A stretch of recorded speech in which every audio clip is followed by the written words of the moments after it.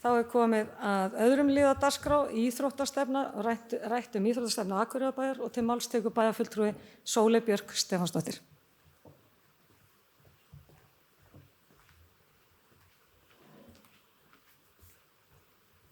Forseti, ágætu bæjarfulltrúar.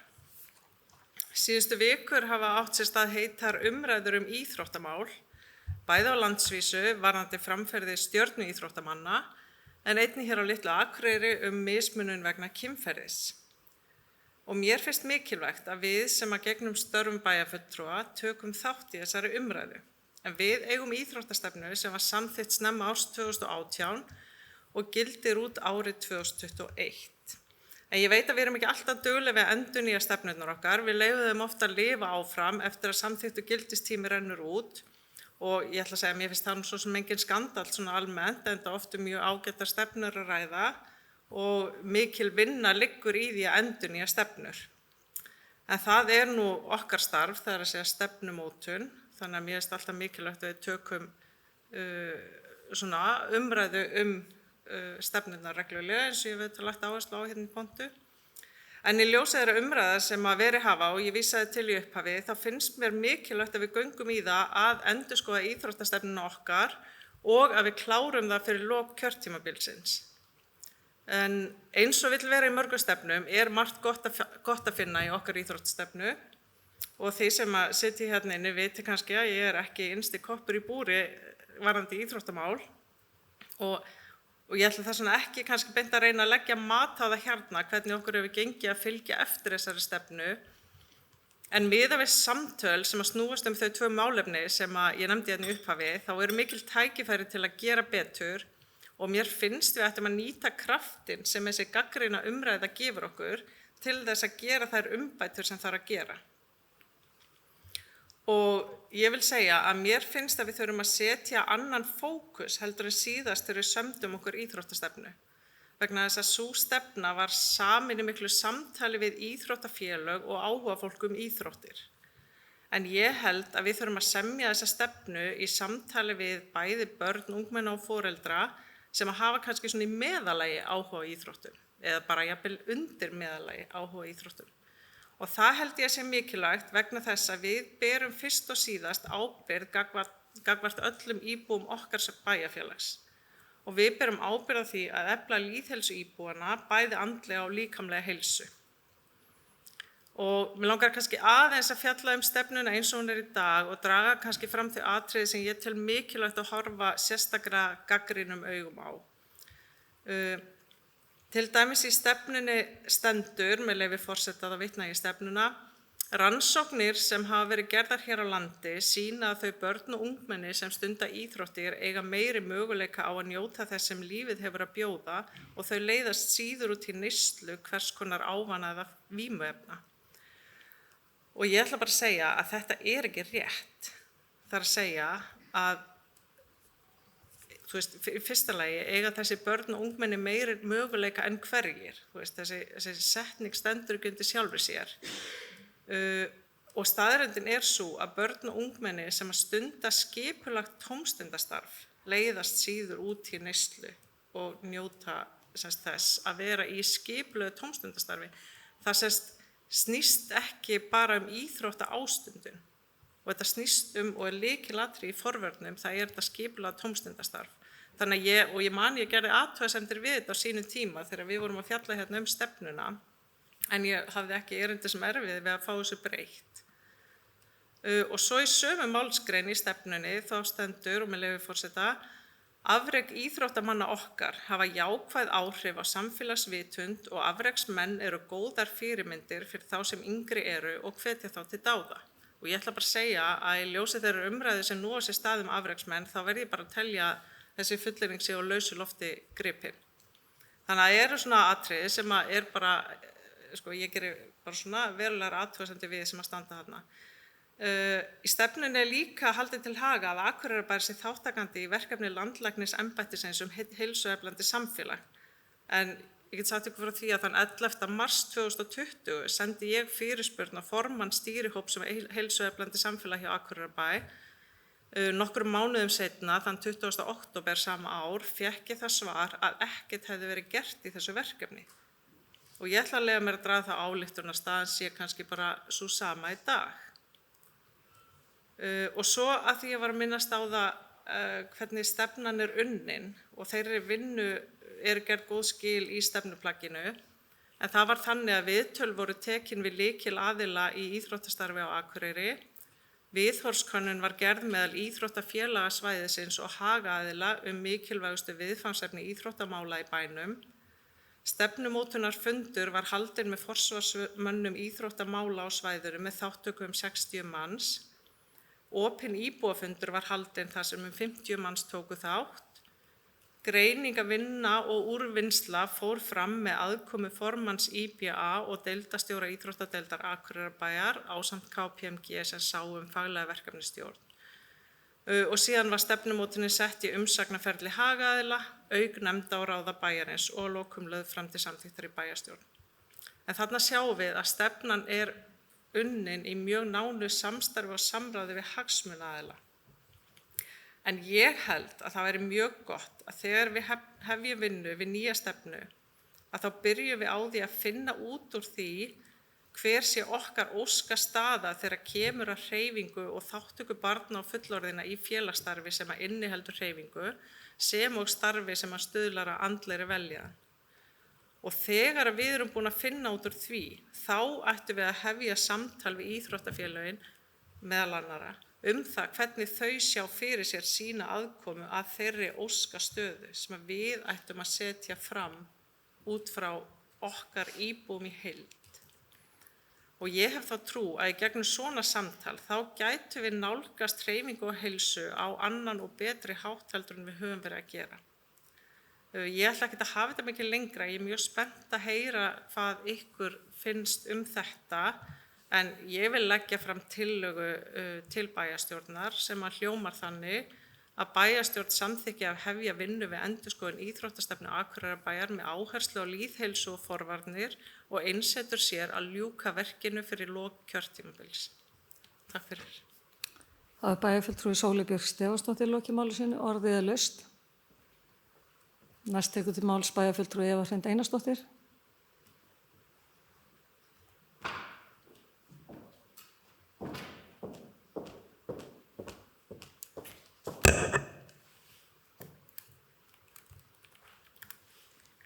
Forseti, ágætu bæjarfulltrúar.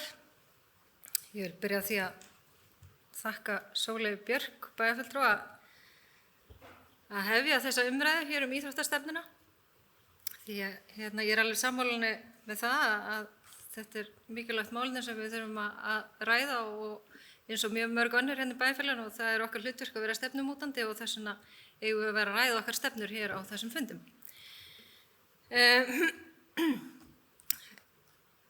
Svo ég fari kannski bara aðeins yfir stöðuna á stefninu sem í dag, að þá eru 53 aðgerðir í íþróttastefninu okkar í dag. 21 aðgerðir lokið, 18 eru bara í miðri vinnslu, 11 eru svona að skríða á stað eða hægt að koma á stað, en 2 aðgerðir ekki fyrirsjáanlegt að verði farið í. Þetta svona heildarsýnin yfir pakkan í dag. En þessar aðgerðir sem í vinnslu og þá sérstaklega kannski þessar 11 sem hægt að koma á stað eitthvað sem við sem bæjarfulltrúar þurfum aðeins að ræða í framhaldinu. Því að við höfum núna síðasta árið farið sameiginlega í þá krafta að skera aðeins niður og reyna að hagræða í okkar rekstri í bæjarfélaginu. Og það vill svo til að yfirleitt í stefnum eru þar ákveðin verkefni sem krefast þess að því fylgi fjármagn. Og ég myndi því segja að við þyrftum að fara vel yfir hvað af þessum málum sem eru þarna inn í þessari stefnu viljum við leggja áherslu á og núna okkar síðustu mánuðum í embættum hér fyrir bæjarfélagi. Því að eins og bæjarfulltrúi Sóley kom inn á, þá gildir þessi stefna út árið 2021, þannig að henni ekki einu sinni lokið þegar við förum héðan. Þannig að við þurfum að forgangsraða þeim Nei, ný stefna til 2022. Þannig að við þurfum að forgangsraða þeim verkefnum sem við ætlum að klára og komumst ekki í. En það hefur verið á stefnu frístundaráðs að fara í þessa vinnu. Við ætlum að byrja núna bara á loka mánuðum þessa árs. Hugsanlega finnst sumum það seint í rassinn gripið en við erum til dæmis með menningarstefnu sem var gerð 2013 sem löngu útrunnin, þannig að kannski erum við ekkert á lokametrunum að hefja vinnu við þessa stefnu með við sumar aðra sem við erum með hérna. En ég alveg sammála Sóli að mér finnst mikilvægt við förum í þessa vinnu. Mér finnst svolítið bratt að við séum að horfa til þess að þeirri vinnu verði lokið fyrir lok maí á næsta ári. Ég held að þetta sé mjög stór málaflokkur sem þarf að taka stórar ákvarðanir í, en mér finnst mikilvægt að við hefjum vinnuna, komumst eins langt og við getum, en svo það líka aðeins spursmál við vinnum hugsanlega ekki öll halda áfram, þannig að við erum líka svolítið að móta fyrir þá sem að koma eftir, þannig að mér finnst við líka aðeins þurfa að hafa það í huga. En annað mál líka að ég hef nefnt það hér áður að hvort við eigum að hugsa hlutinu upp á nýtt og fara að fækka þeim stefnum sem við erum með og horfa frekar heildrænt yfir þau svið sem við erum með, og lagði því hér til að við færum í eina heildræna stefnu sem að næði yfir það þætti sem snúa til dæmis að íþróttamálum, en það þá heilsuefling, forvarnir, tómstundir, frístundir, velferð og heilbrigðismál. Þetta er svona konsept sem að Kristinn sviðsstjóri samfélagssvið hefur teiknað upp og mér finnst mjög spennandi að við skoðum, en líka ég hef það líka í huga hjá mér að ef við ætlum að fara í svona heildarkonsept þá tekur það mikil vinna í þannig verkefni. Þannig að mér finnst við aðeins þurfa að taka samtali hér í dag, í hvaða vegferð viljum við fara í svona heildrænt stórt verkefni þar sem við horfum á margar á okkur stefnum, því að ef við förum í svona eina heildræna stefni þá erum við í raun að tala að setja þar inn í til dæmis eins og velferðarstefnuna, ef við ætlum að setja velferð og heilbrigðismál þar inn, forvarnastefnuna sem er í vinnslu núna, við séum þá að horfa á það í öðru samhengi og séum þá keyra verkefni sem eru oft þvert á svið, eins og við erum með barnvænt samfélag, það næri yfir öll sviðin, að þessi stefna sé þá til dæmis að taka utan þessa þætti sem snúa þá að því verkefni inn í einni heildrænni stefnu. Þannig að það væri áhugavert að fá ykkar sjónarmið á því hvort eitthvað langar að fara í svona eina stóra heildræna stefnu. Í mínum huga hvort sem við gerum þá þarf þessu verkefni að fylgja fjármagn ef við ætlum að fara í svona stefnu mótunar vinnu, þannig að við erum þá að gera okkur grein fyrir því að við séum þá að ákvaða ef við ætlum að setja þessa vinnu í forgang að fara í íþróttastefnu eða svona lýðheilsustefnu, að við séum þá að ákveða að því fylgi fjármagn, því að ég held að ég meti það rétt að nú á þessum tímum þar sem við erum í miklum stjórnsýslubreytingum að þá nú þegar orðið nokkuð mikið álag á okkur starfsfólki og verður næstu mánuði, að ég held að það sé þá alveg augljóst mál og við þurfum utanaðkomandi aðila í að aðstoða okkur í þeirri vinnu. En það margt í íþróttastefnunni gengið mjög vel og eins og ég sagði áðan mikill hluti af þeim verkefnum lokið sem áætlað var að fara í, eða 21 verkefni, og það bara vel, myndi ég telja, og að 18 þeirra séu í vinnslu, allan á þeim tímum þar sem við höfum frekar verið að horfa til þess að fækka verkefnum eða reyna að forgangsraða þeim betur. Það er líka gleðilegt að segja frá því að við höfum sett mikla pressu á íþróttafélögin hér að gerast fyrirmyndafélög sem tengjast til dæmis þeir málefnum sem að bæjarfulltrúi Sóley Björk komi inn á, eins og tengjast eineltismálum, kynferðislega áreitni og þeim málum. Þau félög sem verða fyrirmyndafélög þurfa til dæmis að setja fram stefnur í þeim málum og fylgja þeim rétt eftir.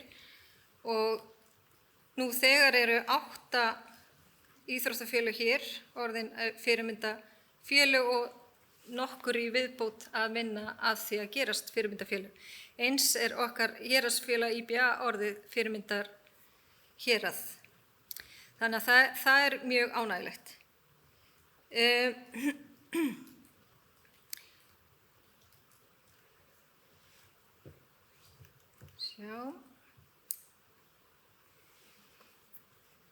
En það eru nokkur verkefni sem við allan höfum verið að leggja áherslu á í frístundaráði að keyra áfram á þessu ári, meðal annars að byrja á mótun nýrrar íþróttastefnu. Það til dæmis verkefni sem skilgreint að hvernig bærinn vill koma íþróttatengdum viðburðum og hefur það verið skilgreint sem samstarfsverkefni Akureyrarstofu og frístundaráðs. Og það áætlað að taka samtalið við íþróttafélögin nú í haust. Við höfum líka lagt gríðarlega miklu áherslu á það að heyra í félögunum varðandi sameiningar því að það stór þáttur í okkar íþróttastefnu núna að fækka félögum og vera með færri fjölgreina félög þá. Og það ánægjulegt að segja frá því að það hafið samtal á milli félaga sem allavega byrjunarreiturinn á því að koma á sameiningum og ég held að séu 4 félög að heyrast í þessari viku með það á takteinum hvort að það liggi fyrir áhugi á því að sameinast eða ekki. En bæjarfulltrúi Sóley kom inn á verkefni sem heitir Heilsueflandi samfélag. Það eru upplýsingar sem ég hef varðandi það verkefni að starfsmaður að vinna aðgerðaáætlun tengda því verkefni, en verkefni því tengdu hafa önnur ekki farið af stað heldur en voru þegar fyrir.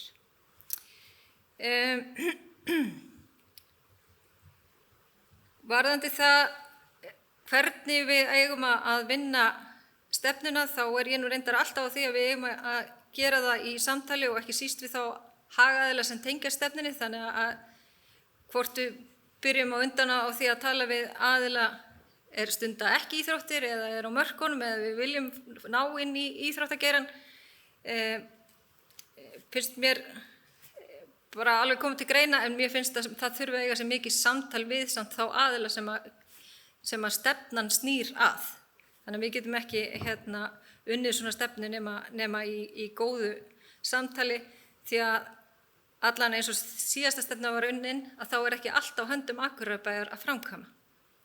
Og það líka spurning, viljum við vinna stefnur þannig að við séum bara að horfa inn á við eða viljum við líka vera að horfa á aðra þætti eins og við erum að krefjast ákveðins af íþróttafélögunum og þá finnst mér það líka þurfa að gerast í samtali.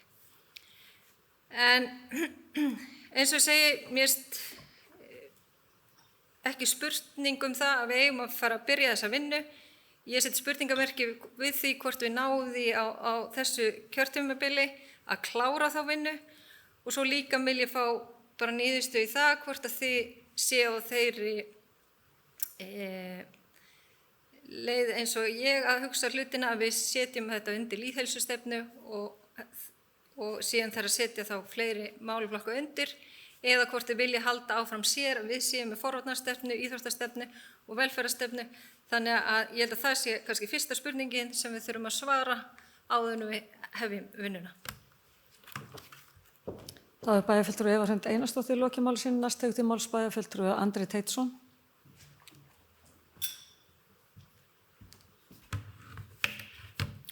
Forseti, ágætu bæjarfulltrúar. Ég vil byrja á að þakka bæjarfulltrúa Sóleyju fyrir að hefja þessa umræðu. Eins og hún nefndi þá hún ekki einsti koppur í búri í íþróttastarfinu og það bara áhugavert og gott að fólk sem svona utanaðkomandi í einhverjum skilningi spyr stundum miklu áhugaverðari spurninga heldur en hinnir. Geta komið með svona einhvers konar nýju fötin keisarans kannski vinkil á umræðuna. En mér langar að byrja á að rifja upp að því að við erum nú hérna í bæjarstjórn og fulltrúar sveitarfélags að að það litla sem fjallað íþróttastarfi í lagaramma sveitarfélaga fjallar aðalega að okkur beri að útvega aðstöðu fyrir íþróttir barna og almennings. Það lítið ekkert minnst á keppnisíþróttir en talsmenn þeirra eru samt stundum háværastir í umræðinu hvar vanti pening og aðstöðu. Ég vil líka nefna að við Akureyringar, þó við séum núna orðin eitthvað 19.500 talsins, þá það fjölgar okkur hægar heldur en landsmönnum í heild sem eru eitthvað 370.000, þannig að við erum bara rétt að hanga yfir að vera 5% landsmanna og það að mínu viti ekki raunhæft að ætla að eiga hér 2 lið í fremstu röð í vinsælum íþróttagreinum eins og knattspyrnu eða handbolta. Þannig að við þurfum að sníða okkur stakk eftir vexti þar að mínu mati. Við erum með frábæra aðstöðu fyrir fjölmargar íþróttir hérna á Akureyri og mjög öflugt starf. En það eru samt einhverjar glufur og til dæmis var mér bent á í gær að það vantar kannski farveg fyrir unglinga sem að detta út úr keppnisliðum í handbolta, fótbolta eða körfubolta og þessi orðaði það þannig að það vantaði aðstöðu fyrir bumbubolta fyrir ungt fólk, það sem geta haldið áfram að hreyfa sig og hafa félagsskap og skemmtun. Hvernig á að forgangsraða fjármagni til íþrótta, það náttúrulega stór spurning og auðvitað kannski lykil drifkrafturinn í því eftirspurnin, hvað áhuginn hjá iðkendunum, fólkinu. En svo spilar fleira inn í, eins og til dæmis náttúrulega aðstaða og hér á Akureyri erum við náttúrulega með náttúrulega aðstöðu til dæmis fyrir vetraríþróttir, frekar en brimbretta iðkun, bara svona til að nefna augljóst dæmi, en þetta spilar allt inn í. En svo eru miklu fleiri atriði líka sem þarf að huga að eins og lýðheilsa, eins og hefur verið nefnt og margfeldisáhrif inn í ferðamennsku, okkur finnst það líka skipta máli og þess vegna okkur sérstaklega annt til dæmis aðstöðuna í Hlíðarfjalli eða á golfvellinum og þessi stóru knattspyrnumót og svo framvegis. Umhverfisáhrif íþrótta, það svona pínu ný umræða sem alveg vert að gefa gaum. Jafnréttisvinkill og fleira. En ég hlakka til að fylgjast með endurskoðun á íþróttastefnunni og í framhaldi af því sem að bæjarfulltrúi Eva nefndi að þá tel ég kannski raunhæfast og skynsamlegast að við horfum á íþróttastefnuna því við sjáum bara strax í henni fjölmörg atriði sem að við myndum vilja hnika til og breyta og bara ágætisverkefni og nærtakt að leggja svo litla vinnu í það á þeim stutta tíma sem við höfum. Takk. Bæjarfulltrúi Andri Teitsson lokið máli sínu, orðið laust. Næst tekur til máls bæjarfulltrúi Gunnar Gíslason.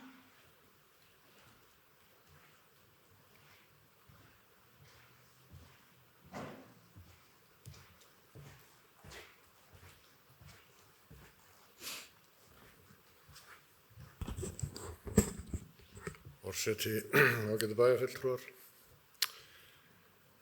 Ég verð aðeins að koma upp og impra á einu atriði sérstaklega sem að ég rekið mig á núna á síðustu mánuðum. Og það svona jafnræðið í íþróttamálum.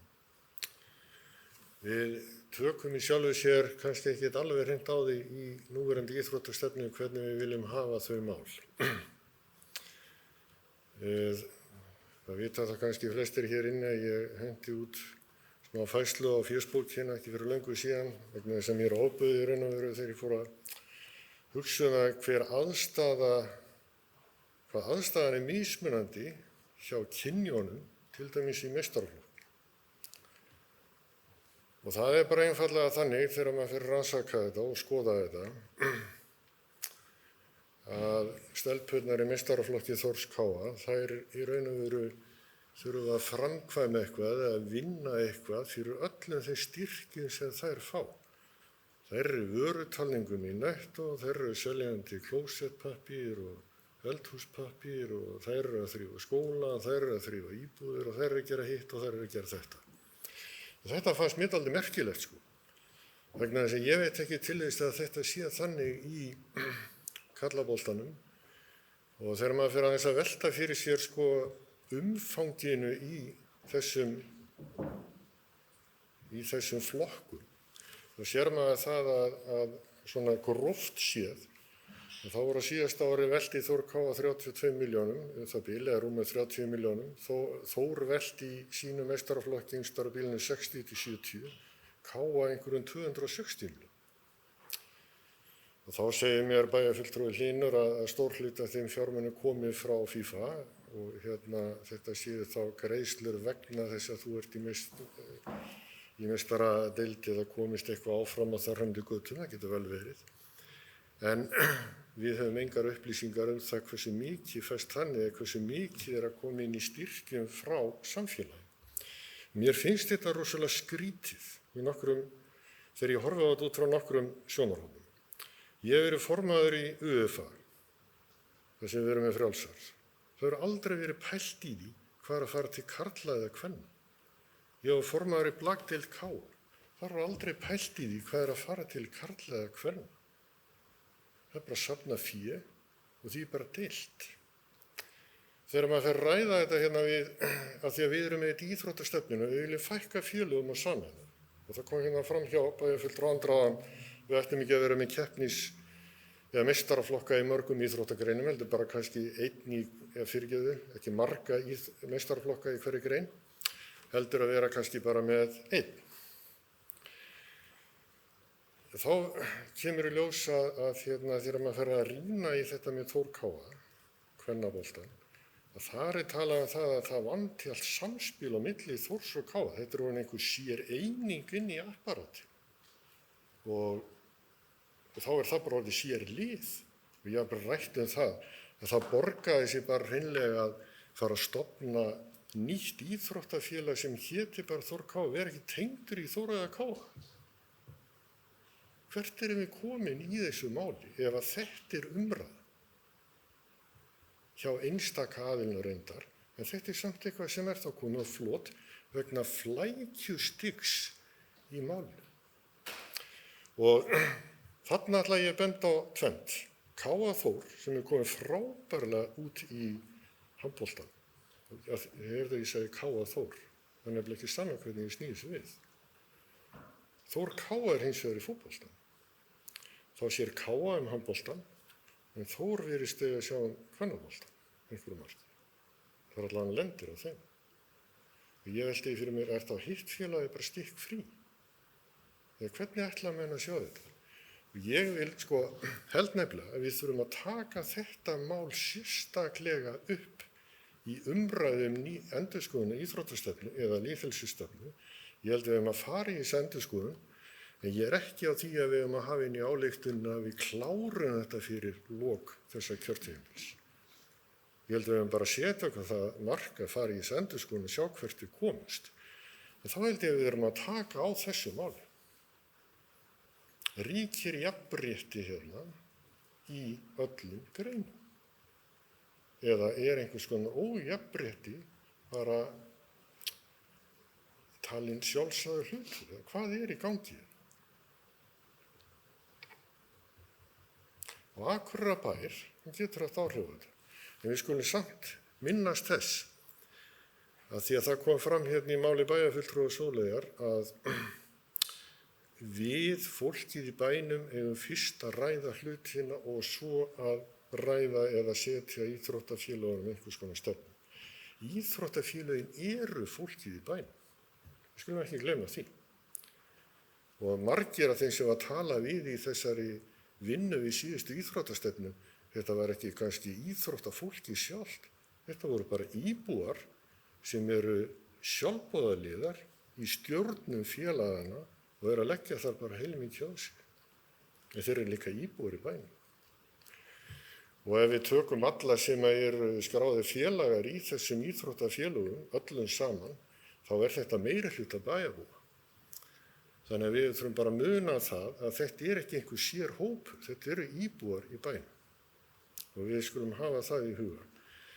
Ég ætla ekki að hafa þessu orð lengri, ég varð að koma þessu aðeins inn í umræðuna, en ég myndi leggja það til að við tækjum út úr þessari bókun eða ályktun sem lögð fram, að ljúka vinnunni fyrir lok þessa kjörtímabils Og ég held að það ættum kannski að ræða það frekar hvort að menn hér almennt inni vilja fara í það að skoða lýðheilsustefnu þar sem við tökum allar þessi stefnu saman eða ætlum bara að fara að ræða íþróttastefnu sérstaklega.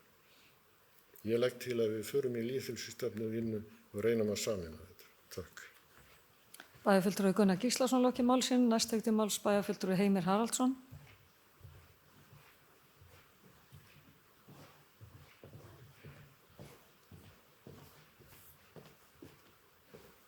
Forseti, ágætu bæjarfulltrúar, ég þakka bæjarfulltrúa Sóleyju fyrir að setja þetta mál á dagskrá. Varðandi íþróttastefnu eða lýðheilsustefnu, ég verð svona skottnari í lýðheilsustefnunni eftir því sem ég hugsaði þetta betur af því að ég er unnandi og iðkandi almenningsíþrótta á Akureyri. Ég held að það myndi bara styrkja og styðja við okkar ásýnd á okkar samfélag að gera það heilsueflandi, hvetja til almenningsíþrótta og það mun hafa jákvæð áhrif á ímynd bæjarins, loftslagsmál og fleira. Hvetja fólk til þess að hreyfa sig með því að hjóla, halda áfram uppbyggingu hjólreiðastíga og svo framvegis. Það er alveg rétt sem bæjarfulltrúi Gunnar Gíslason bendir á að það eru auðvitað íbúa bæjarins sem eru íþróttafélögin og við skulum bara virkja samtalið við þau. Í núverandi íþróttastefnu er talað um að eiga að fækka íþróttafélögum og gera þau stærri. Og ef við náum því fram í þessari stefnu á þeim mánuðum sem eftir er á kjörtímabilinu, þá held ég að það sé mikill akkur fyrir íþróttafélögin að verða fjölgreina félög.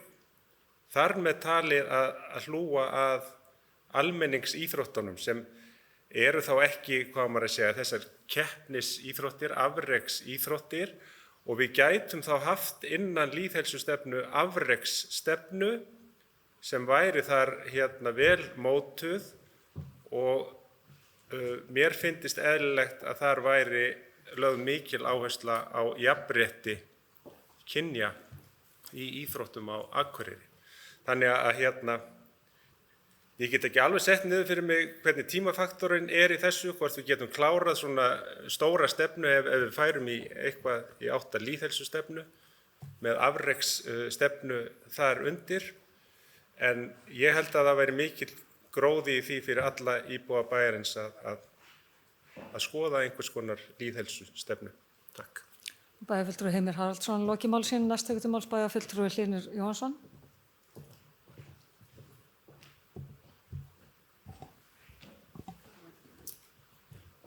Forseti, ágætu bæjarfulltrúar.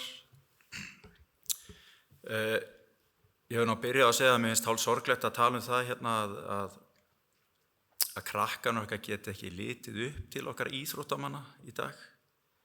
Ég er engan veginn sammála því. Það er margur pottur brotinn, ekki bara hjá íþróttamönnum, þetta er út um allt.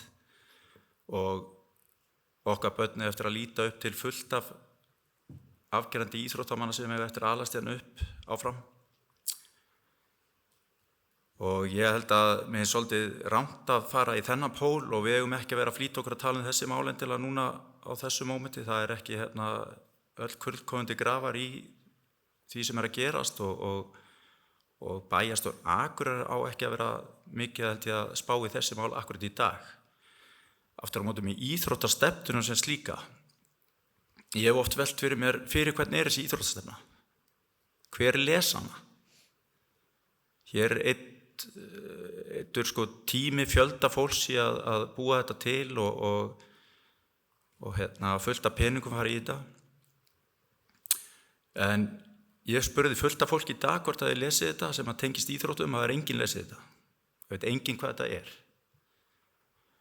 Þá fór ég að velta fyrir mig hvort það væri fyrir okkur sem sitjum hér eða fyrir hvernig þetta er.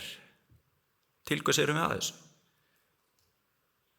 Hér er leitast eftir því núna að við þurfum eitthvað að taka okkar málum í íþróttunum út af því sem að gerast í samfélaginu.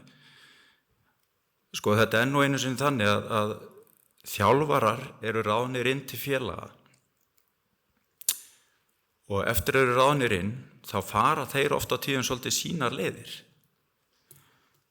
Og þjálfarar verða þannig til að þeir hafa sína hugmyndir, eru búin að vera hjá mörgum þjálfurum og setja saman fullt af hlutum og eru að reyna að gera sig að betri þjálfara. Og þannig eignumst smátt og smátt afgerandi þjálfara ofta á tíðum sem eru mjög góðir í sínu fagi. Aftur á móti eru ekki allir þjálfarar kannski mjög færir í því að búa svo til betri einstaklinga til að takast á við lífið. Og þar kannski ættum við frekar að einblína á hlutina og koma að íþróttamáli hér í bænum og styðja félögin með því að vera með einhvers konar fyrirlestra og námskeið fyrir þjálfara í þeim hlutum heldur en að eyða þessu öllu í pappír. Því að ég hafði aldrei lesið þessa stefnu heldur mér finnst svona stefnur frekar leiðilegar og innantómar. Ég las hana í gær og það svo margt sem bara svona common sense í þessu.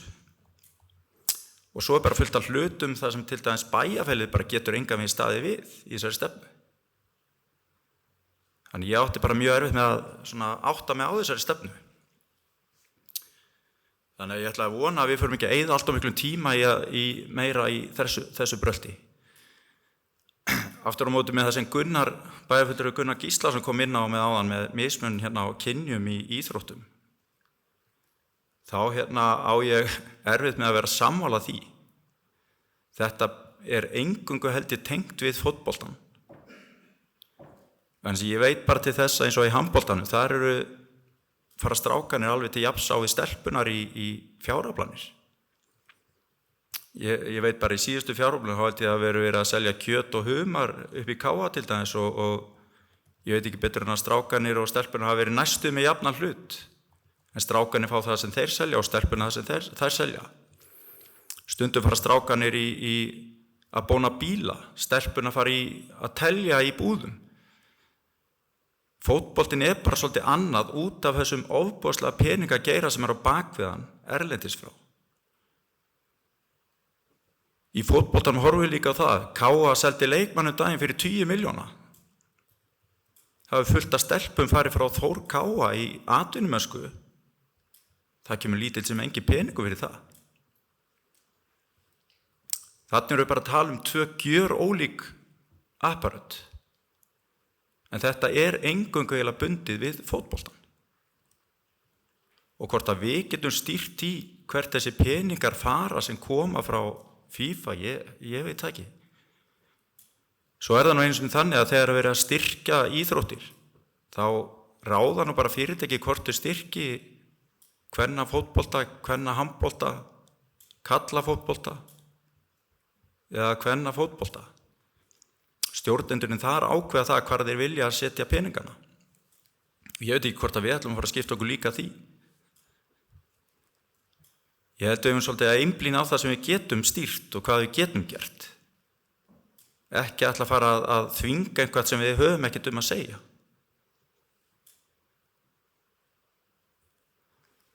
Ég ætla ekki að þetta lengra núna í bili. Takk. Það bæjarfulltrúi Hlynur Jóhannsson lokið máli sínu, næst tekur til máls bæjarfulltrúi Ingibjörg Ísaksen.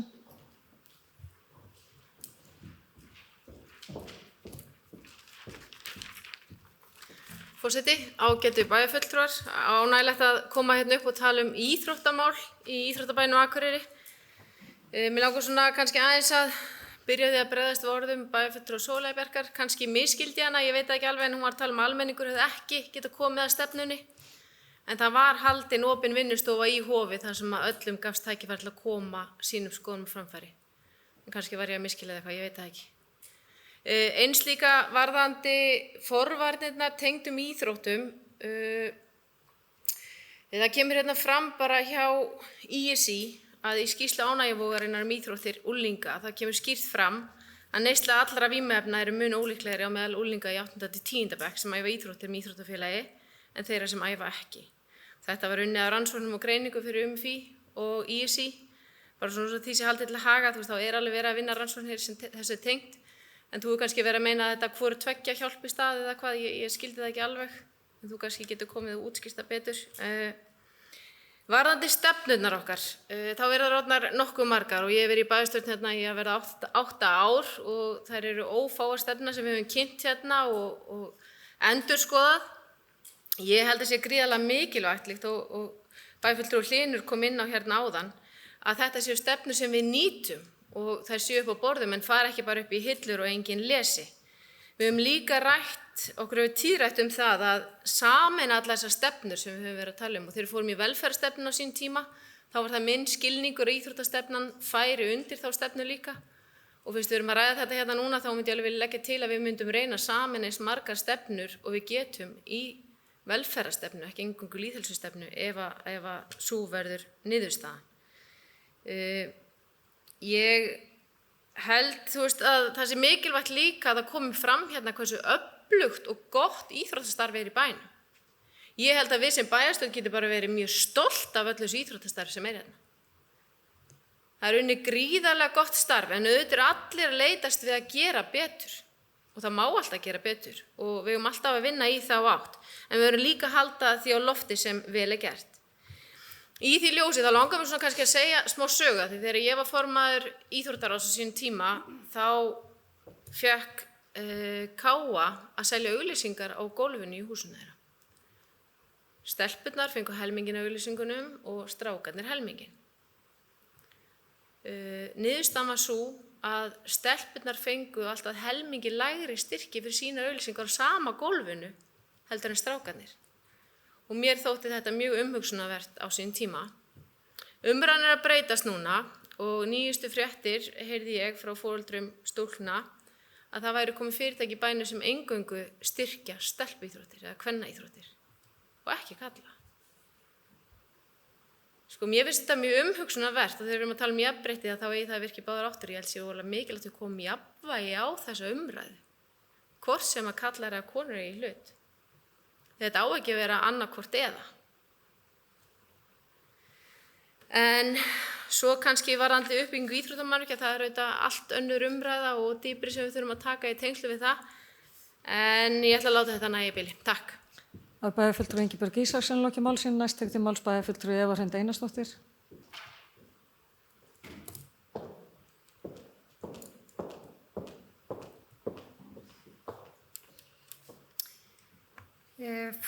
Forseti, ágætu bæjarfulltrúar.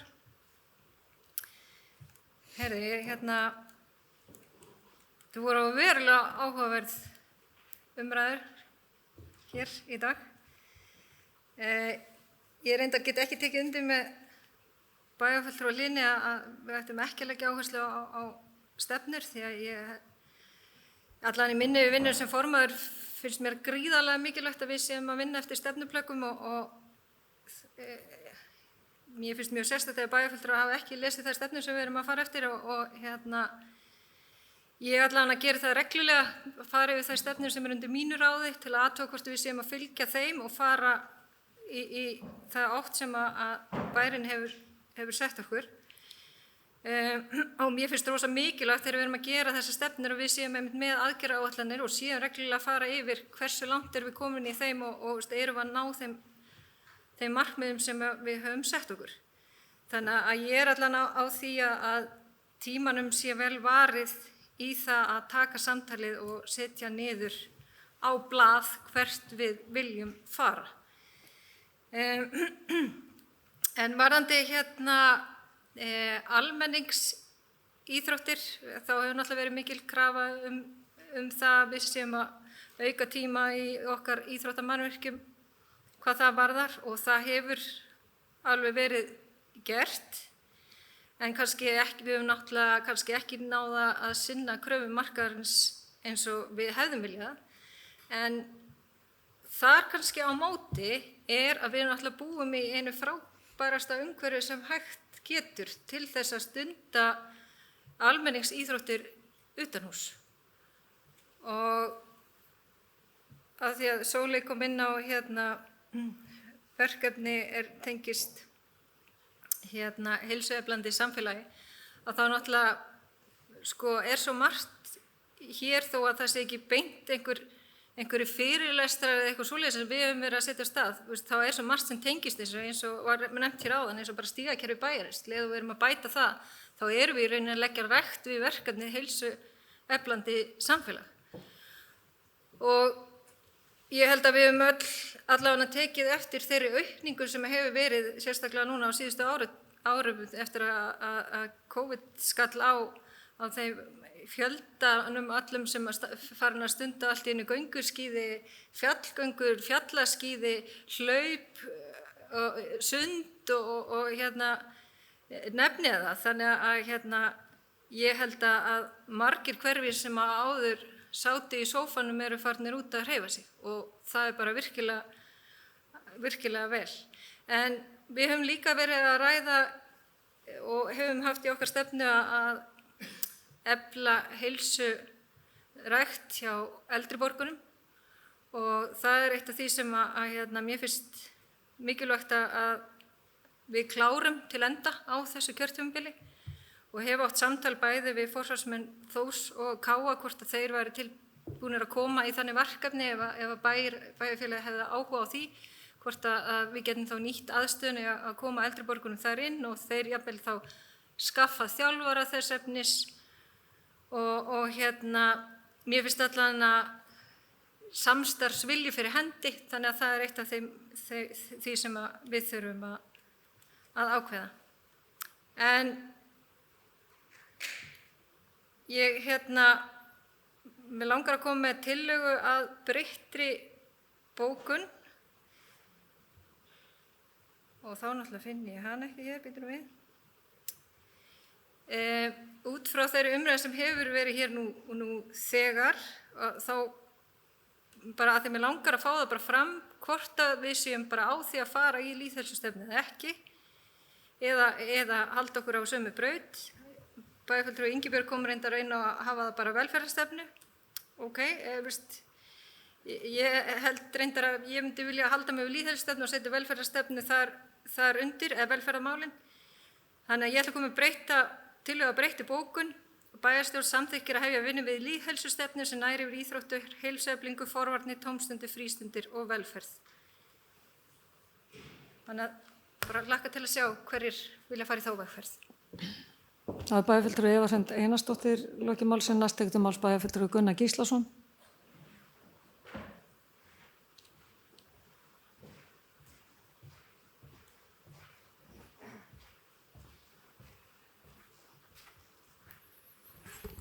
Forseti ágætu bæjarfulltrúar, ég tek undir þessa bókun sem að bæjarfulltrúi Eva Hrund var að leggja hérna fram. En ég ætlaði líka aðeins að nefna það að viðbrögðin sem að bæjarfulltrúi Hlynur Jóhannsson sýnir hérna við þessari jafnréttisumræðu er akkurat viðbrögðin sem maður heyrir úr íþróttageiranum. Sko, þó að eitthvað sé eins og það er, maður fái það framan í sig að stelpurnar þýðir ekki nógu söluvar. Bara, hvert erum við komin? Ekki nógu söluvar. Gengur þetta þá út á það hver getur selt sig dýrast til þess að fá fjármagn? Ég held að þetta sé bara alls ekki þannig gagnvart fyrirtækjum. Ég held að þetta sé bara ákveðið hugsunarleysi. Við karlarnir höfum bara gengið til karlana sem stjórna fyrirtækjunum, vin okkar og kunningjar, og bara fengið pening í fótbolta hjá karlana. Það getur spurt, eða hvað viltu leggja til stelpnanna, eða gera þetta jafnt, eða hvað viljum við gera? Þetta sko kallar á breytt hugafar sem við hljótum að þurfa að reyna að vinna að. Og það er bara fínt að þetta er ekki svona í handboltana. Ég bara fagna því, eins og ég sagði áðan, ég bara veit ekki til þess að þetta sé svona í öðrum íþróttagreinum þá en fótboltan. En svo er það hitt sem að bæjarfulltrúi Hlynur nefndi sem að sko er umhugsunarefni og reynda bæjarfulltrúi Eva kom inn á. Sko ef við setjum okkur ekki stefnu þá hvert við viljum fara, þá náttúrulega gerum við bara einhver tíma. Og það er alveg rétt að í þessari stefnu að kannski sett inn atriði sem við ekki bein áhrif á. Ég get nefnt sem dæmi, þetta stendur að við hefum alltaf að fá IBA og félögin IBA til þess að setjast niður og forgangsraða framkvæmd. Það var reynd. Það kom ekkert út úr því vegna þess að þau náðu ekki saman. Hvað var þá verkefnið? Það kom til okkar. Við tókum síðan ákvörðun sem að sumir í íþróttageiranum eru núna brjálaðir yfir. Þannig að hverju tóku þeir þá ekki bara sjálfir ákvörðun saman, komið sér saman einhverja niðurstöðu og senda hana til okkar. Það þýðir ekkert að koma svo bara eftir á og segja ég er bara brjálaður, það var ekki talað við okkur og talað við hina, það var víst talað við menn. Það komu fram hugmyndir í þessari vinnu hjá IBA sem voru teknar áfram. Og ég veit ekki betur en að niðurstaðan hafi verið nokkurn veginn í samræmi við það. Þannig að stefnumótun er algjört lykilatriði ef við ætlum að vita hvert við erum að fara. En ef við ætlum ekki að vita það, þá bara gerum við eitthvað. Og það er ekki kostur. Takk. Það er bæjarfulltrúi Gunnar Gíslason lokið máli sínu, næst tekur til máls bæjarfulltrúi Hlynur Jóhannsson.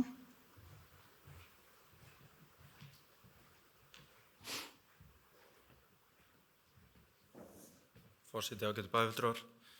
Ég ætla bara að svara bæjarfulltrúa Gunnari strax með það er stór munur á styrkjum eða auglýsingum. Þetta er alveg sikkort dæmið. Og svo er annað sem að bæjarfulltrúi Bíbí kom inn á, Ingibjörg,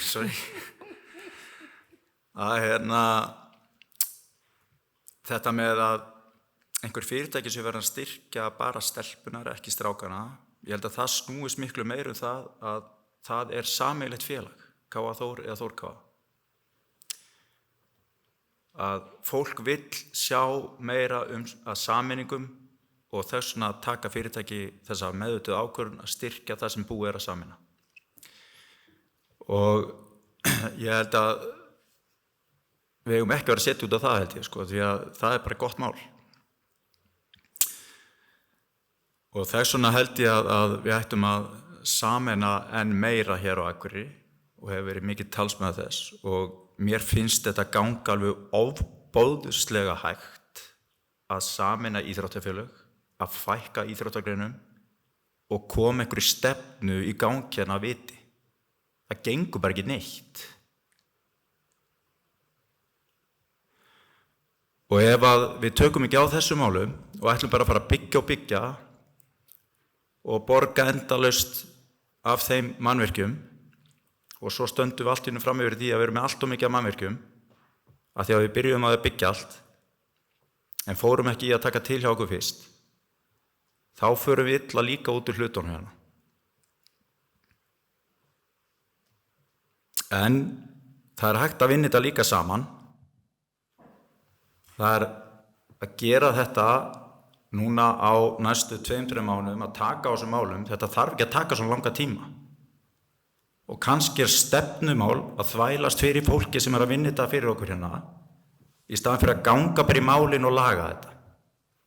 Takk. Bæjarfulltrúi Hlynur Jóhannsson lokið máli sínu. Ég ætla að biðja varaforseta að taka við stjórnina og gefa mér orðið. Bæjarfulltrúi Halla Björk Reynisdóttir tekur til máls.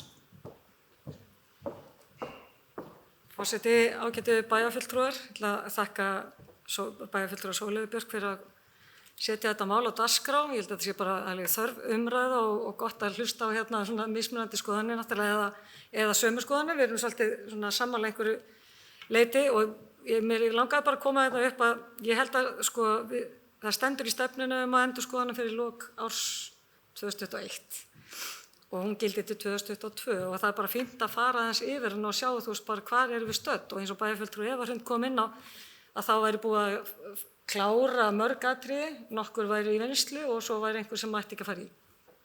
En fyrir okkur hin sem erum kannski ekki alveg búin að lesa það eða fá upplýsingar um það, hvað þetta er statt og hversu mikið og hvað hefur tekist og hvað hefur tekist vel og svoleiðis. Þá held ég að væri bara upplýsandi fyrir okkur að taka kannski einhvern vinnufund og fá einmitt þær upplýsingar. Af því að ég held að það þurfi eins og bæjarfulltrúi kannski Hlynur var að koma inn á ekkert að taka einhvern svakalan tíma að endurskoða íþróttastefnu. Hún er að mörgu leyti bara mjög fín, eitthvað er búið, eitthvað hefur tekist vel, eitthvað þarf að laga og hún getur verið þá plagg inn í einhverju stóri stefnu annari sem ég get tekið þá undir með nokkrum bæjarfulltrúum hérna eigi bara heima undir lýðheilsustefnu eða velferðarstefnu, ég átta mig ekki alveg á hvor stefnan er betri, en endurskoðum þetta. Við þurfum ekki kannski mikinn tíma. Þú veist, mér varst til dæmis, sko, þegar maður var að lesa þetta og maður er náttúrulega oft búin að lesa þessa stefnu og mér finnst ólíkt kannski þá sem bæjarfulltrúum að það finnst mér gott að hafa stefnu og hvert erum við að fara og þú veist, það er svona leiðbeinir okkur í ákvarðanatökunni. Þú veist, við erum búin að samþykkja hérna stefnu, ætlum við ekki að fara eftir henni eða ætlum við að gera eitthvað annað og þá stendur hérna í stefnunni með leyfi forseta: á Akureyri verði starfrækt færri, stærri og faglegri fjölgreinafélög í framtíðinni. Og undir því er meðal annars, með leyfi forseta, aðgerð hérna leitast verði við að rekstur íþróttafélaga verði sem mest sjálfbær. Hluti af styrkjakerfi bæjarins, sem er þá eitthvað sem við höfum áhrif á, verði háð því að félög ástundi ábyrgan rekstur og gagnsæi í öllu bókhaldi og skipulagi. Gerða verði kröfu til félagana að starfa í anda fyrirmyndafélaga í ISÍ og svo framvegis, eða fleira. Þannig að þú veist, er þetta svona, því ef við erum að beina öllu litlu félögunum inn í stóru félögin, þá þurfa náttúrulega stóru félögin að geta tekið við þeim og vera með infrastruktúr sem getur tekið við þeim. Og þú veist, það er ekkert endilega, og ég veit það ekki, bara ég, þú veist, tala hérna algjörðu vanþekkingu, þess vegna held ég að svona vinnufundur með, sko, hérna formanni frístundaráðs og einhverjum upplýsingum það hvernig þetta hefur allt saman gengið, væri upplýsandi að hérna, er þetta þannig? Erum við að, þú veist, að því að ef við ætlum að fara að stíga inn, eins og hefur verið kallað svolítið eftir, að bæjarfélagi stígi inn og segja bara, herri, nú gerið þetta bara saminni þetta og við ætlum að búa til þessa 3-4 kjarna sem við höfum verið að tala í stefnunni, að þá þurfum við að vera vissum að viðkomandi félög geti gert þetta og það sé einhver infrastruktúr og það sé opið bókhald og það sé verið að gera þetta þannig að þetta virki fyrir litlu félögin að koma inn. Það getur auðvitað verið auðvelt að halda á litlu krútlegu félagi, þú veist, þangað til að verður aðeins og stórt til þess að það sé gott og þá viltu fara inn í starra það sem er bara manneski sem er í vinnu við það, því að við vitum öll að sjálfboðaliðar svona kannski þreytast og gefast upp þegar líður á tíman. En ég held bara aðeins koma upp til þess að segja, þú veist, ég er sammálaði við að fara yfir þetta, ég held þetta ekki þurfa að taka eitthvað svo svakalega langa tíma og ég held að við þurfum ekki að breyta eitthvað svakalega mikið. Ég held við séum búin að ræða hérna ýmislegt sem að við viljum sjá justera og kannski bara stytta hana og einfalda og setja hana undir aðra hvora stefnuna. Takk. Bæjarfulltrúi Halla Björk Reynisdóttir hefur lokið máli sínu og færi inn aftur stjórn fundarins. Takk fyrir það, orðið er laust. Næst tekur til máls bæjarfulltrúi Guðmundur Baldvin Guðmundsson.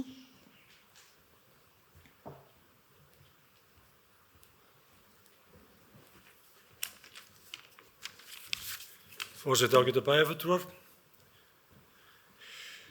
Alltaf gaman að taka umræðu íþróttastefnu og sérstaklega í þessum ágæta bæ okkar þar sem að íþróttir eru allt kring og umlíkjandi, bæði almenningsíþróttir og keppnisíþróttir og við höfum verið að gera mjög vel í íþróttamálum hér í bænum að mínu mati. Það kemur fram í þessa íþróttastefnu sem að henni var árinu 2017, það er margt, bara myndi ég segja ágætt í henni, en annað sem að þarnast virkilega endurskoðunar. Og ég hef oft sagt það að við höfum, sko, það er eitt af vandamáli við okkar stefnumótuna. Við setjum dálítið mikið inn í stefnuna, við ætlum að gera svo margt og við ætlum að ná svo mörgu fram frekaldur að reyna straumlínulaga okkur og setja niður það sem við bara hreinlega ráðum við. Við setjum inn alls konar aðgerði sem að er bara ekki hægt og það er ekki okkar valdi, einhverju aðrir að koma að því. Við þekkjum þetta, við erum búin að taka umræður aðra stefnur nákvæmlega eins, að við erum að setja inn hluti sem ekki er hægt að framkvæma bæjarfélags hálfu í stað þess að reyna bara að búa til stefnu sem að við getum framfylgt, þannig að aðgerðaáætlunin nýtist okkur, það er að segja okkur bæjarkjörnum fulltrúum sem og starfsmönnum, þannig að sé þetta vinna eftir því. Þarna finnst mér í rauninni okkur, við förum eiginlega alltaf fram úr okkur, við ætlum alltaf að vera þetta fyrirmynda samfélag og gera allt og búið til stefnum allt. Þar erum við stödd að mínu mati. Og einhver bæjarfulltrúi sagði, mér viltu ekki bara fara upp og tala að búa til stefnur stefnu. Það er bara þannig, ég hef stundum sagt að við séum að gera of mikið af stefnum. Við lögðum mikla vinnu í þetta á síðasta kjörtímabili, þessa íþróttastefnu. Það hefur komið fram að það kom fjöldi manns fólks að þessari vinnu. Það voru ekki bara forsvarsmenn fyrirtækjana, íþróttafélagana. Það voru ekki bara starfsmenn Akureyrarbæjar. Það var fullt af fólki sem kom að þessu. Og eins og kom fram í máli í bæjarfulltrúa áður, þá fólkið í íþróttafélagum fólkið í bænum. Og ég hefði, í stað þess að vera að fara að tala um það að einhenda sér nú í það að búa til einhvað nýja stefnu, fara í lýðheilsustefnu eða eitthvað slíkt, þá hefði ég bara velt yfir mér, ekki bara næra við bara tökum öndum aðeins og teljum á 10. Komum þessu til frístundaráðs, byggjum þau að skoða þetta, þar fagfólki okkar, þar fólki sem hefur verið að vinna með stefnuna og hvernig hefur tiltekist og kannski bara koma með mögulega aðgerðar áætlun eða tímasetja eitthvað, hvernig þið sjáu fyrir sig að hægt sé að vinna þetta. Þess að það þarf einhver að vinna þetta, við gerum það ekki sjálfur bæjarfulltrúar, þannig að spurningin svo hvernig við getum bara hreinlega, ég myndi leggja þetta bara hreinlega til að við bara færum með þetta, það þarf ekki að taka langa tíma, við getum byrjað að fara með þetta til frístundaráðs og bara láta þá komið tillögur hvernig við sjáum þetta unnið. Og kannski bara stefnan væri best eins og bæjarfulltrúi Halla kom inn á, að vera bara með stefnu, sníða af henni þá vandkanta, bæta inn í mögulega einhverju sem að til vera ekki að búa til ennþá flóknara fyrirbæri, einhverja lýðheilsustefnu, velferðarstefnu, hvað það nú, taka hana bara og aðeins að straumluna. Það kannski gæti verið eitt af því sem að gæti leyst þetta mál fyrir okkur. Þetta bara mín skoðun í þessu máli. Ég líka að við erum búin að setja, ef við förum að setja núna vinnu í og búum til einhverja viðamikla stefnu og tökum einhverjar uppbeygjur mögulega í þessum málum, þá erum við náttúrulega líka að fara að koma að kosningum, það kemur ný bæjarstjórn og hvernig vinnur hún með þetta. Jú, auðvitað má kannski segja að við höfum reynslu, við höfum þekkingu og getum mögulega komið þeim sjónarmiðum á framfæri. Ég held við getum það bara í þessari íþróttastefnu sem til staðar í dag. Vinnum það bara kannski þannig. Endurskoðum þetta plagg sem var vel unnið að mörgu leyti á árinu 2017 og bætum því sem við teljum betur með að fara. Í stað að vera að fara að finna upp hjólið alveg að nýju. Og ég tala alltaf fyrir því, jafnvel þó ég tala um að við séum að setja okkur ofmarga stefnur og við höfum verið að gera ofmikið, þetta ítalega stefnur, þá held ég að við getum aldrei haldið áfram í pólitík nema að hafa stefnur til að vinna eftir. Það mikilvægt að það sé til stefnu til þess að, og aðgerðaáætlun til þess að framkvæma, en það má heldur ekki vera þannig að þegar við horfum á stefnuna að mönnum fallist bara hreinlega hendur af því að þetta ofviðamikið til þess að hægt sé að framkvæma. Takk. Það bæjarfulltrúi Guðmundur Baldvin Guðmundsson lokið máli sínu, orðið laust. Næst tekur máls bæjarfulltrúi Sóley Björk Stefánsdóttir.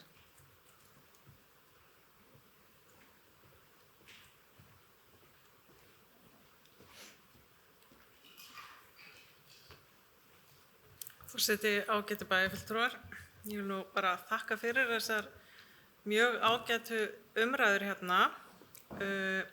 Það kannski svona nokkur atriði sem að ég vil svona skýra eða sem að hafa kannski verið misskilin eða bara ekki verið heyrt hvað ég sagði.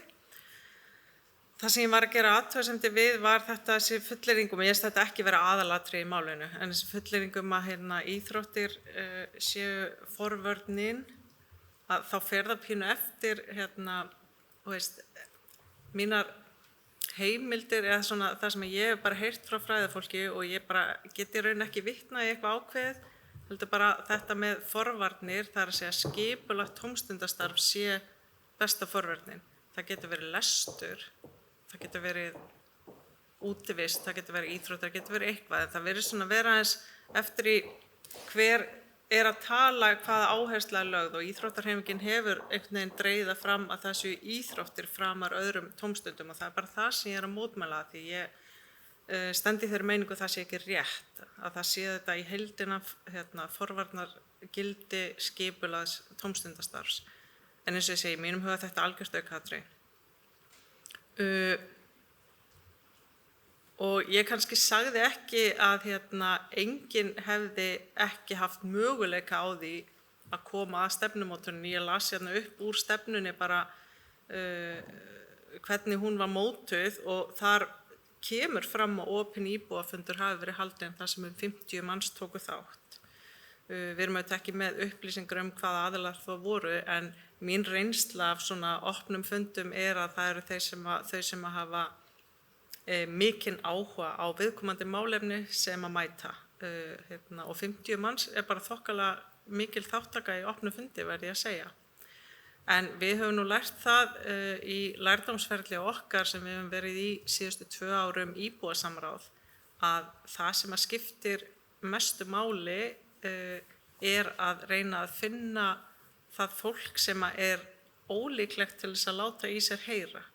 Og þess vegna vildi ég draga fram að það sé mikilvægt fyrir okkur að tala við fólk sem hefur ekki brennandi áhuga á íþróttum, af því að það hlýtur að vera markmið okkar að fá fólk að borðinu til þess að horfa á einmitt, eins og við erum búin svolítið að ræða hérna lýðheilsu vinkilinn í heild.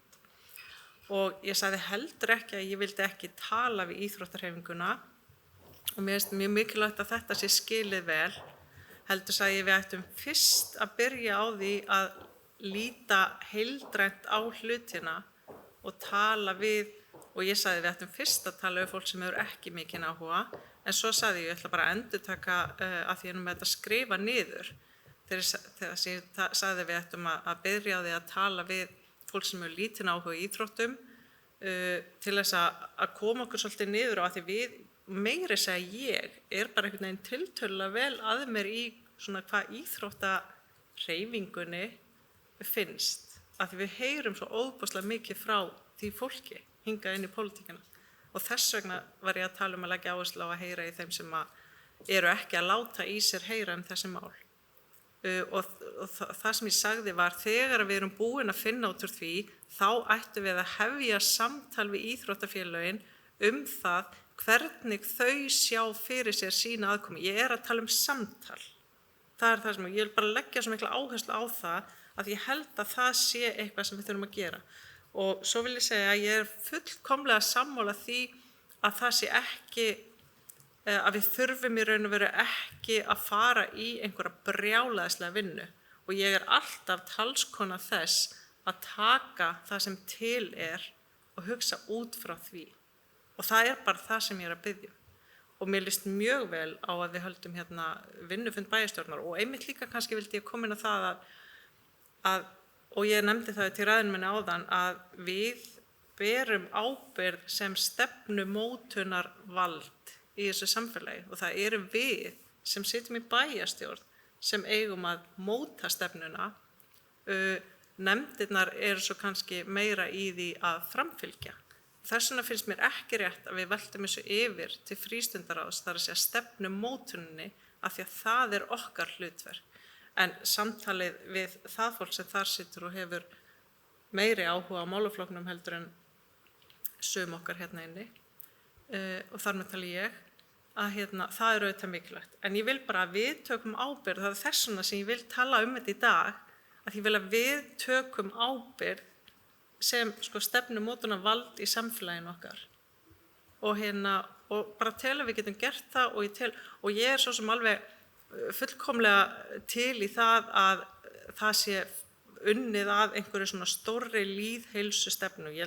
Og ég held bara stefnu séu alltaf mikilvægar, en það sem mér finnst kannski hafa skort, en mér finnst við hafa bætt okkur í því að vera með aðgerðaráætlanir og mættum kannski jafnvel gera ennþá betur í því að fylgjast vel með því. Og það eitt af okkar hlutverkum, en þá þurfum við líka að fá upplýsingarnar innan úr kerfinu hvernig gengur. Og það svona eitt sem mér finnst við almennt geta bætt í stefnumótun. En það að við einsetjum okkur að fara í gegnum þessa stefnu á þessu kjörtímabili, setja okkar mark á hana, og það verður að sjálfsögðu í mínum huga innlegg inn í síðan þessa lýðheilsu stefnu, sem að hlýtur alltaf að vera unnin einhvern veginn svona skref fyrir skref, og þetta þá bara eitt skref í því og mun algjörlega nýtast í þeirri vinnu. Þannig ég vil nú bara standa með minni tillögu að við sem bæjarstjórn tökum hefjum vinnu við endurskoðun íþróttastefnunnar og einsetjum okkur að ljúka því verki fyrir lok kjörtímabils. Takk fyrir. Það bæjarfulltrúi Sólveig Björk Stefánsdóttir í loki málsins. Næst tekur til máls bæjarfulltrúi Eva Hrund Einarsdóttir.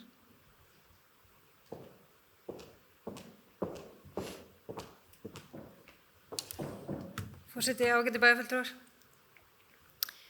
Ég vil kannski bara ítreka aftur það sem ég kom inn á áðan. Við erum með stefnuna núna og mér finnst við einmitt þurfa og kannski svolítið eins og Guðmundur Baldvin ítrekaði síðan að fara yfir það hvað viljum við framkoma því og hvað ekki. Mér finnst það kannski forgangsatriði númer 1 hjá okkur að því við erum að klára okkar tímabil. Annað hangir svolítið á spýtunum með hvort við ætlum að fara í stóra stefnu eða ekki. Að því við erum ekki bara með íþróttastefnuna sem útrunnin, við erum með forvarnastefnu. Og við þurfum þá líka að ákveða að því það núna í vinnslu að vinna henni og við erum aðeins hægt á þeirri vinnu af því að þessi hugmynd hefur verið upp á borðinu, hvort við erum að fara í stærri stefnu og setja fleiri inn í hana. Og þannig að við þurfum að taka ákvörðun það. Það er það sem ég er að biðja hvort sem við byrjum að vinna í því á morgun eða ekki, að fara fullt í þá vinnu, þá þurfum við allan að taka þessa ákvörðun. Ætlum við að hafa sérstefnur, forvarnastefnu, íþróttastefnu. Þetta er það sem ég er að biðja að við ákveðum. Af því að það hangir á spýtunni í mínu ráði, hvort við förum og keyrum þá forvarnastefnuna sér og klárum það í einni vinnu og byrjum svo íþróttastefnu sér, eða þá bara eins og kannski bæjarfulltrúi Halla og Guðmundur kom inn á, og ég áðan líka, klárum svolítið þessa stefnu og hvað við viljum taka út úr henni og hvað við viljum keyra áfram. Hugsanlega viljum við setja eitthvað eitt neitt inn eða eitthvað svoleiðis, en við þurfum líka að hugsa, tíminn okkar er svolítið að verða búinn, en tökum ákvörðun með hitt, viljum við setja einhver svona heildarsýn og ég er ekki að sjá fyrir mig að við klárum það fyrir lok okkar kjörtímabils, en það er þá allavega hugmynd að því hvernig við sjáum stefnuvinnu, af því að Guðmundur Baldur talaði setja stefnu við stefnuna, það er ekkert djók, við ræddum það ég sagði einmitt á bæjarstjórnarfundi fyrir einhverju síðan, Reykjavíkurborg gerði það. Reykjavíkurborg setti stefnu yfir hvernig það er alltaf að vinna stefnur og það hefur aðeins lagast hjá okkur, ég tek alveg undir það, við erum komið með aðgerðaráætlanir sem er gríðarlega mikilvægt tól og tæki finnst mér fyrir okkur sem erum allan á formin og erum í því hlutverki að athuga hvort að við séum að vinna hlutina eða ekki. Og það sem kannski við vantað upp á er rétt eins og bæjarfulltrúi Sóley nefnir. Bæjarstjórn hefur kannski ekki nóg duglega að taka einmitt aðgerðaáætlanir inn á vinnufundum og fara yfir og formin þá upplýsa hver heildarstaðan í þeim stefnum er. Við erum yfirleitt á okkar vinnufundum að taka fyrir eitt akut mál sem er í gangi staðinn fyrir að fara heildrænt yfir málaflokkin. Og það er kannski eitthvað sem við þurfum bara aðeins að hugsa upp á nýtt og ég held að sé bara góð vinnubrögð sem við ættum að fylgja eftir. Þannig að mér vantar ennþá pínu þetta svar af því að ég er með 2 stefnur inn á mínu borði. Erum við að fara að vinna það í sitt hvoru lagi eða eina heildræna stefnu? Ég er ekki að tala endilega þó að ég segi þessari bókuna við sem að setja allt alveg á fullt af því ég heyra sumir bæjarfulltrúar ekki alveg á því að við sem að setja fullt effort í það heldur svolítið að bara skoða þá stefnu sem við erum nákvæmlega með núna en ég þarf að fá svarið. Það var bæjarfulltrúi Eva Hrund Einarsdóttir loki máli sinni til að biðja varaforstöðum að taka við stjórnin og gefa mér orðið. Bæjarfulltrúi Halla Björk Reynisdóttir tekur til máls. Forseti ágætu bæjarfulltrúar bara því að bæjarfulltrúi Eva Hrund er að spyrja og vantar svar og ég veit ekki alveg, ég átta minna ekki alveg á hvað þú ert að meina eða jú ég skil að þú fari í stórkostlega vinnu við forvarnastefnuna og síðan íþróttastefnuna og það verður allt sitt hvort. Ég spyr á móti, er hægt að endurskoða eins og ég var að velta fyrir mér áðan íþróttastefnuna, lengjana í 2-3 ár, lagana þá vankanta sem okkur finnst vera á henni og hún verði kafli af stærri stefnu. Hún verði, það að við förum ekki beint í að segja, ok, við ætlum að vera með lýðheilsustefnu sem á að yfirtaka allt sem er bara fínt, lengra markmið. Getum við tekið það sem við erum með að borði núna og þú segir, þið erum með forvarnastefnuna, getum við bara að klára forvarnakaflan í lýðheilsustefnunni. Skiljið hvað við. Þannig að ef að það er hægt, þá segir bara já, gerum það, bara tökum bara kaflana og þá er það svar mitt við því. Og í þessari yfir stefnu sem að þá snýrað öllum þessum flokkum og þetta er bara kafli í stærra plaggi. Bæjarfulltrúi Halla Björk Reynisdóttir hefur lokið máli sínu og færi aftur stjórn fundarins. Takk fyrir það. Næst tekur til máls bæjarfulltrúi Hlynur Jóhannsson.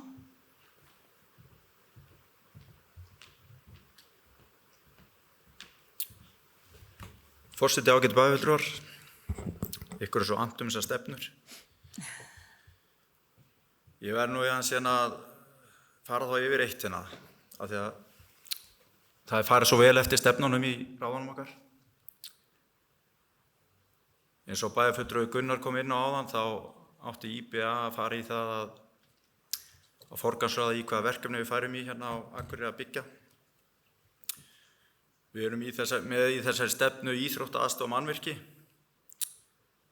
og þar eru aðgerðir og ég skil ekki af hverju að vera að fara í þessa vinnu sem að fara í. Það stendur að ég að fara í fjölnota íþróttahús og 50 metra sundlaug. Af hverju er það ekki komið? Eftir hverju er að vinna? Við förum eitthvað allt annað. Við fórum að byggja hús við Nökkva. Ég skil ekki alveg ef það er verið að taka fyrir svona að ég fari eitthvað og að ég fari eftir stefnunum. Af hverju fari ég allt aðra hluti? Það var farið í það að láta einhvern hóp koma með nýja stefnu inn í þessa stefnu þó svo að væri til hérna stefna sem var samin. Akureybær hefur ekkert efni á að fara í fjölnota íþróttahús núna eða 50 metra sundlaug. Hefur ekkert haft á þessu kjörtímabili. Og ef þetta eru svona flottar stefnur sem verið að semja hérna, þá skil ég bara þess ekki, bara á þessu smultiri. En það er gott að það sé verið að fara eftir henni. Takk. Það bæjarfulltrúi Hlynur Jóhannsson lokið máli sínu. Orðið er laust. Næst tekur til máls bæjarfulltrúi Sóli Björk Stefánsdóttir. Það var jafn.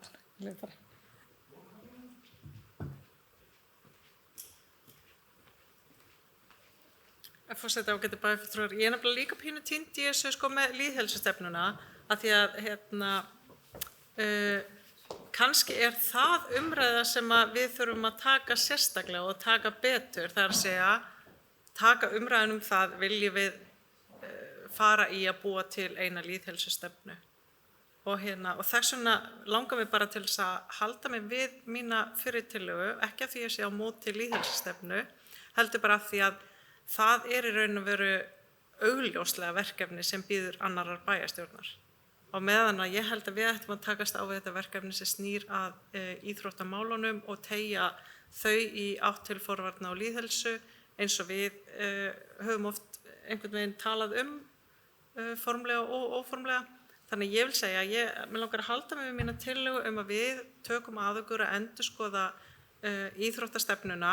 Það er síðan næstu bæjarstjórn vegna þess að ég held ég sé ekki að misskilja neitt þegar ég segi að það að einhver stefna sé til og sé jafnvel dagsett með einhverjum árum gildistíma að þá getur hvaða bæjarstjórn sem er ákveðið að bara gera nýja stefnu.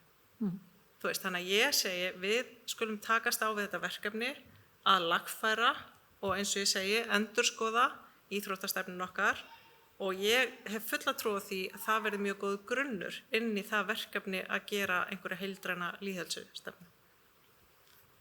Bæjarfulltrúi Sóli Björk Stefánsdóttir lokið máli sínu. Næst tekur til máls bæjarfulltrúi Guðmundur Baldvin Guðmundsson.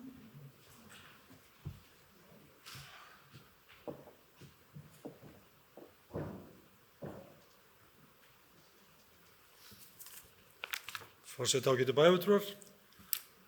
Mér heyrist nú að þessar umræður sem við erum búin að eiga hér í dag séu nú kannski að leiða okkur í einhverja lausn á þessu máli, þannig að við getum nú verið öll tiltölulega sammála þegar við göngum hér í burtu.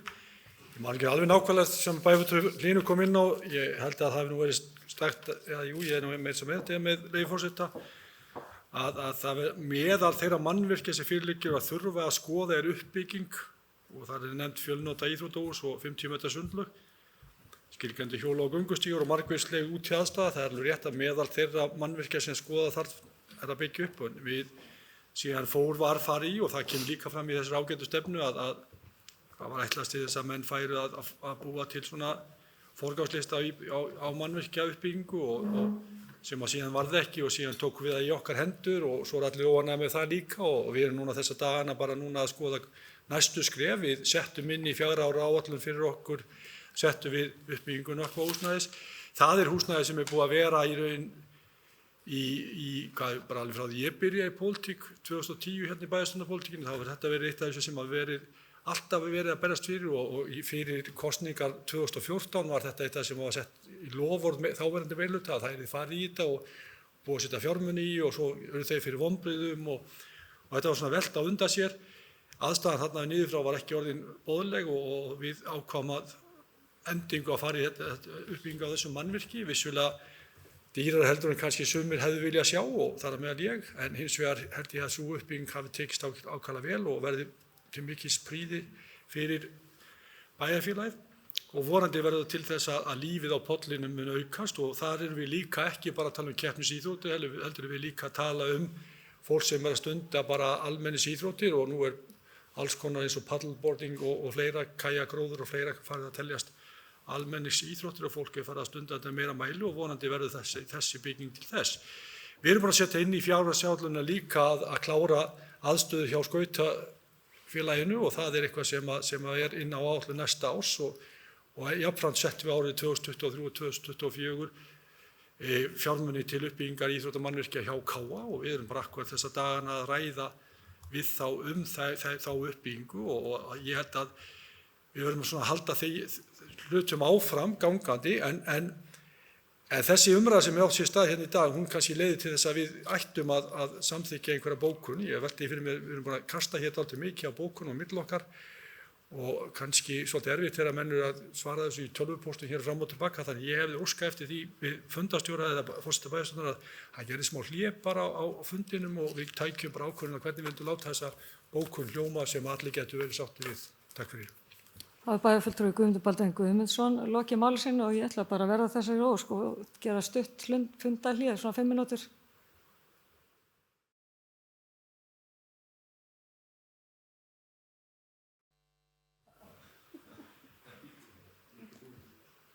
Þá erum við aftur hér mætt til fundar og ég ætla að biðja varaforseta að taka við stjórninni og gefa mér orðið.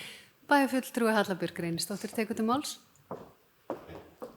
Forseti, ágætu bæjarfulltrúar, hérna í hléinu þá komumst við á niðurstöðu og hérna ákveðum að halda umræðinu þessi mál áfram á næsta fundi og bókum ekki að sinni.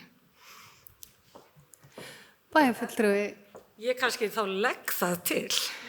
En það var ekki þannig. Ég ætla að leggja það til að við bókum ekki neitt og heldum að við umræðinu áfram. Bæjarfulltrúi Hallabjörg Reynisdóttir hefur lokið máli sínu og færi inn eftir stjórnfundarins. Já, takk fyrir það og þeir sem geta samþykkt það gefur merki. Það er 11.